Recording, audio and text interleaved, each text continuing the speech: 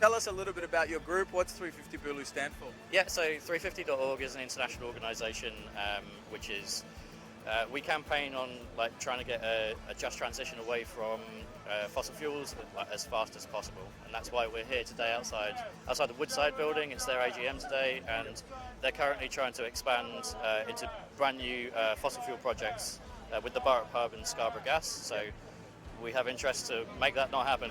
And I guess your interest is the marine life, ocean, and obviously Earth's best interest. Tell us a bit about that, because we have a whale here next to us. Yeah, Dale the whale here is with us because representing sort of all the marine animals that are going to get affected by the Burrup Hub. It's definitely like, so there's numerous parts to the Burrup Hub and Scarborough Gas, and that is the effect that it's going to have obviously on the emissions, which is like going to take Australia way beyond its like Paris Agreement targets.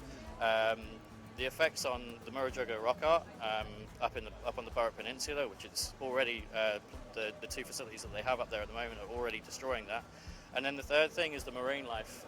So there's endangered whales.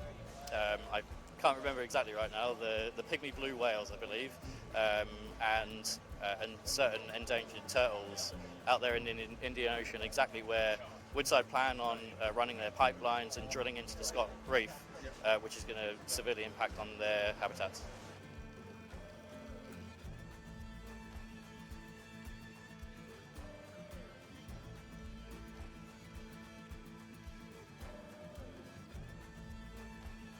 Yeah, more oil and gas out there. I think the one of the pipelines is planned to sort of go about 900 kilometres, and the length of that runs, well, not the entire length, but a severe portion of the length of that pipeline runs like exactly along the route of like whale migratory routes. So yeah, that's like one of the big concerns. If there was a spill of some sort, it would be devastating for the marine life. Yeah, and it's not like we haven't seen spills in the past. So tell us, today you're saying is an important day because they have an AGM meeting and you're trying to get the message across? Yeah, exactly. We want to get the message across to shareholders, inside to investors, that this is a terrible idea. People shouldn't be investing in more fossil fuel production. There's increasing economic arguments against it. There's obviously a moral perspective, and frankly, it's just not needed. Like, we have alternatives. We just don't need more oil and gas, which is only going to be exported anyway. It's not like it's feeding into the domestic market. Sure. What would you say to investors and shareholders? Don't invest in Scarborough Gas. Pull your money out of this project. We're going to be here like a lot, like every other Wednesday from now on until Woodside pull out, and BHP as well. This is a peaceful protest here. You've got a very peaceful crowd. They're not doing or saying or creating anything that's havoc.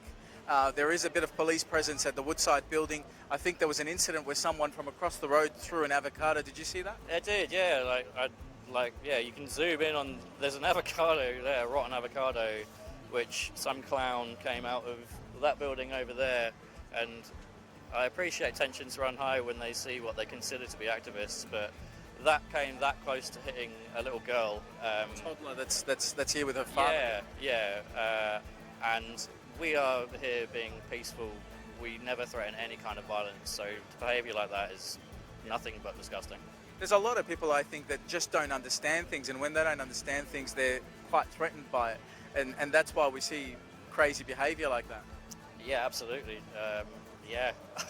All I would say to people like that is do a little bit more reading, please, and maybe come across here and meet someone and ask them, what do you stand for? What are you protesting? Absolutely. Like, everyone is always welcome. Like, if anyone came down from that building right now, we'd welcome them to have a conversation with us. Like, we're not here to just berate people. Thank you for your time, and what would you like to see as an outcome from today's protest, today's stand? What I'd really like, my hope is that shareholders who are in there today will be, really questioning Woodside, and from that, Woodside will change their business model. If they were to change their business model entirely, they wouldn't face actions like this on a very regular basis. Excellent. Thank you so much, Anthony. No worries. Thank you.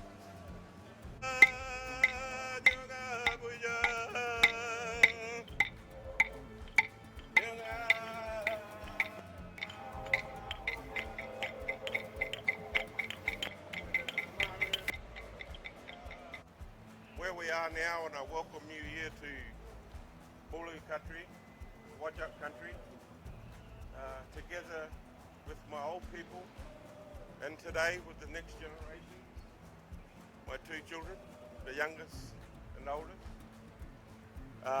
To a very significant place culturally to our family, my bloodlines, being so close to Kings Park,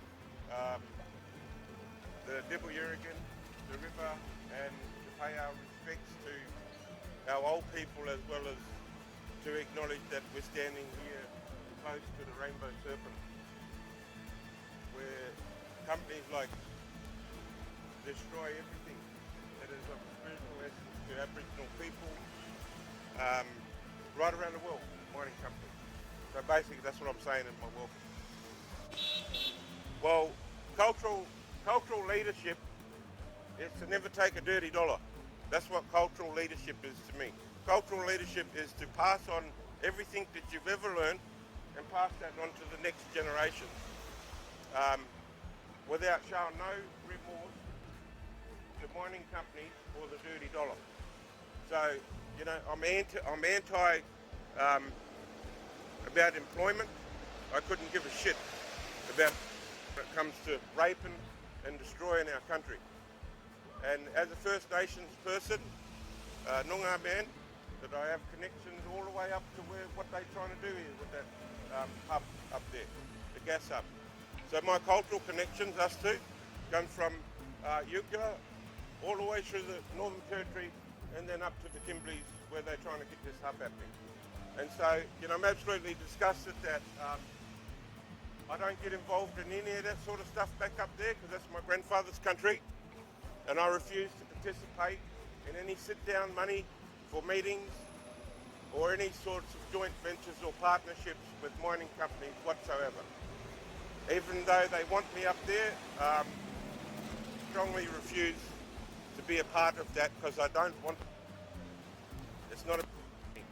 And if I go up there, I'll cause havoc, and so they better leave me alone. And they can go along on their little merry way and build up their nest egg like these rotten people in this building, because it's all about the nest egg, and like I said so many times before, that the globalists, this is how they run the country, this is how they run the world. And so, to get people, a lot more people alongside us and what we're about and what we believe in, regardless of your background or your race, we all have a human responsibility to take care of Mother Earth. And we need to, also educate those that choose to be uneducated or choose not to see. They choose not to see for other reasons other than personal gain, and that's the only reason, that's all it is. So it all comes back to the dirty dollar, I'm telling you. There's no other reason why. And it's really sad to see that we're seeing families sitting up there with their children, and their children are looking down here with their parents up there. With that picture. What's wrong with that picture? That it's all right because Daddy works for this company, they look after us. But what that dirty, rotten Daddy don't realise is that he's destroying those kids' future. He's destroying those children's future, and every other child for that matter. And so, to be quite honest, I'm getting really fed up with, how the general public think of people like us. It's almost like they have no responsibility, they have no genuine concern at all for caring for country and what that really means. Taking that from somebody like me, I've worked in organisations that rehabilitate mining companies. That's the only thing I'm interested in, but I still won't take their money.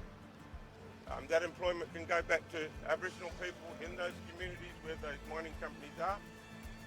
It's the same thing for farming. I'm against farming too, because I'm from the wheat belt on my mother's side, and as far as the eye can see when you fly over that place, it's just nothing but farms. So I'm also interested in buying back those lands and to rehabilitate those farming areas that they killed, because it's and it's got to get to a tipping point sooner or later But I keep saying this for 3 decades, that hopefully common sense will prevail. Well, I'm still waiting, and I honestly believe that we'll all be dead waiting for common sense to prevail. But in saying that, let's not lose faith, let's not lose hope about our commitment to changing the way that the world thinks and the way that they think that we should operate. Because it is bullshit and enough's enough. And we've got other ways and other means of surviving. If our people could live in this country without no gas, without no mining for 60 to 80,000 years, the perfect solution is to live like our people did. Now, I'm not saying we're all going to be uncivilized and go and live out in the bush, but certainly we can manage environmentally safe options rather than the destruction that we're living on all around the world. So, I study the world, and I know what's going on in the world, and I know how far and how deep this really goes. Out into our oceans, to on the lands all around the world. We're seeing the destruction of native forests, and we're seeing the destruction of all things on mining companies' lands, and also out onto the ocean. And that we as human beings have a responsibility to care for country, because the country is caring for us, is trying its best to provide for us, but we as human beings, we keep booting it in the gut. And that's like booting your own mother. Booting your own mother while a mother is pregnant. What's in a mother's belly is sacred. And so we all came out of that sacredness together, and we need to hold that sacredness for as long as we live. You want to respect your mother, you want to respect your family, your bloodline, well, that's as simple as that. You never disrespect your mother, so why disrespect Mother Earth? And so it can be drawn down and put in the most simplistic, easiest way to understand. But I know that I'm not talking to people that need to be converted. They need to hear this talk. These people, they need to hear it. But the reason why they don't want to hear it, because their whole life is based on the destruction of our land to profit. And we as human beings, like I said before, we all have a responsibility, all of us. And we're all guilty. I'm guilty. You're guilty. We're all guilty of the way that we live. And the only way that we can be unguilty is unless we can, gather more and more support around the world to change this horrible picture that's happening. Because it's going round and round and round, and I'm seeing firsthand the effects and the destruction in my lifetime. And that's scary. I can see it. I've been going out on country the last few weeks on a few days off, and it's very, very frightening to see what's happening. That never ever seen what's been happening up around country and in the cities. It's really worrying. And we must hold faith and fear not. And we'll stand right in the middle of their goddamn bullets if necessary. And that's how committed I am. That I'm willing to die for my country. The question is, are you? Because I am. Look, I lost count how many times I've been arrested. I think I've done my share. Honestly. If I had my rap sheet, I'd show you. And every time when I always got arrested, I got arrested for fighting for justice, fighting for what's right, fighting for this country, fighting against mining companies. That's the only time I have been arrested, and I gladly do it in protest.